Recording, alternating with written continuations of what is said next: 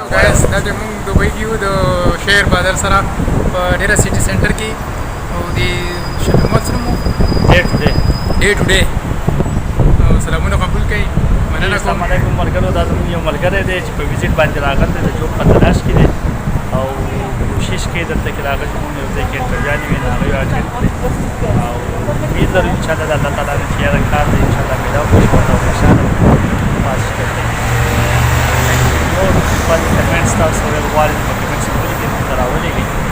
او نور څنګه څه ویل غواړئ که نه ملګرو ته څه میسیج ورکړئ؟ ملګرو ته سلام کوم ټول د پاکستان چې څومره دي او د بهر ملک څومره ملګري چې دي مسافر ټول ته سلام. او څه وایي چې دلته کې جاب دپاره راتله پکار دي که نه دي؟ بالکل محنت پورې ډیپینډ کوي انسان باندې په خپله باندې ډیپینډ کوي کوشش پکار دی محنت پکار دی نو قسمت خبره ده باقي نو لکه د دې لپاره څه پروسیجر پکار دی لکه چې یو سړی دلته کې راځي د هغه لپاره د هغې نه مخکې څه تیاري پکار ده چې دلته کې دی راشي او کار وکړي؟ د هغې دپاره خو چې کوم دی ټول لومبی چې کوم دی نو دلته کې رهایش ډېر لږ مشکل دی د هغې دپاره لومړي سوچ پکار دی پوه شوې که نه بل دغه څه چې کوم دی نو پاکټ مني پکار ده او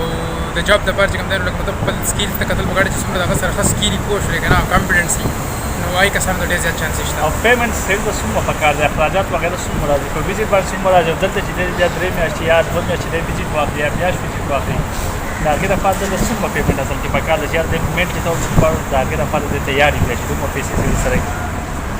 نو ویزیټ باندې خو 1 لک روپۍ راځي خرچه او دلته کې پاکټ مني چې کوم دی که نه کم سے کم 2000 درهم پکار دی دې ځای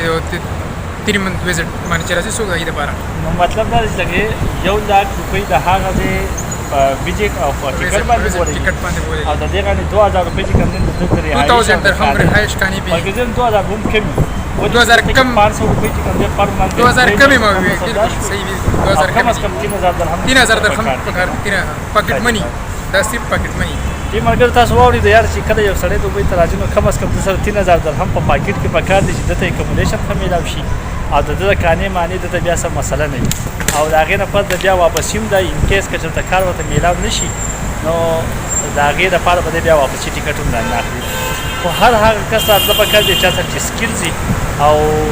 ایکسپیرینس ورسره د خپل کار چې ایکسپیرینس ورسره نه وي نو هغه دپاره بیا داسې کار میلاویږي چې د هغې بیا تنخوا هم مزه نه وي او بیا د اکثر خفه هم وي او خوند هم نه وي که نه. نو کوشش هغه کسان د بهر دپاره کوي چې چا سره سکلز وي آی ټي سکلز ورسره یا په هوټلینګ کې د هغه څه ډپلومه کړي یا د سیفټي کورسز یې کړي او آی ټي کې ایکسپرټ یې بلکل یا سافټویر انجینري میکینیکل انجینري الکټریکل انجینري نو هغو دپاره راتلو کې ډېر ښه کار دی چې راشي بیا هغو دپاره جوب اپرچونیټي شته. دې نه علاوه چې انسکل کسان یې او ان ایجوکیټډ د هغو دپاره دلته کې اپرچونیټیز ډېر زیاتې کمې دي. ښه ده نور اوس څنګه تا دوبۍ کې موسم څنګه دی؟ موسم کې دوبۍ کې موسم چې کوم دی نو ګرمي ده کم سے کم 40 سنټي 40 نه کم از کم 45 46 چلیږي ګرمي ډېره زیاته خو بهر حال دلته کې هر ځای چې کوم دی نو کم ځای ته ننوځي اې سي لګېدلي نو په دې وجه باندې ژوند کېږي بهر د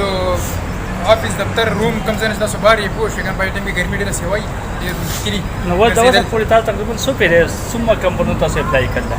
ما خو کم سے کم 4-5 وته کړي ها هغې د سره ریپلای وغیره سره راغله نو څه نه څه اپلای راځي څه چې کوم دی نو 2 year ایگزیکټیو ویزا غواړي زیاتره ترجیح چې کوم دی نو ویزټ ویزې ورله کوم ته نه ورکوي. ټیک شو ډېره مننه ډېره مهرباني. ملګرو تاسو څه تپوس کول غواړئ څه معلومات اخیستل غواړئ دوبۍ باره کې نو پلیز تاسو په ویډیو باندې کمنټس کولی شئ. بهر کمنټس باره کې بیا موږ تاسو ته جواب درکړو او انشاءالله تاسو ته فیډبیک ښه